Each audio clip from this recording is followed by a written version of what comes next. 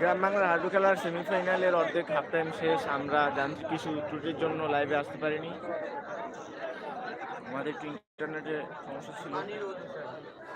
যারা লাইভ দেখছেন একটু শেয়ার করে দেন। দুর্দান্ত খেলা হয়েছিল।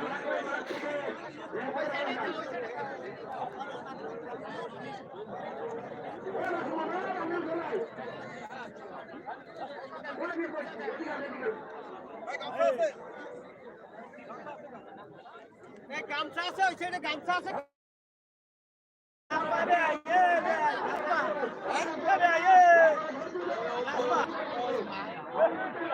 আপনার প্লেয়াররা রেডি হচ্ছে।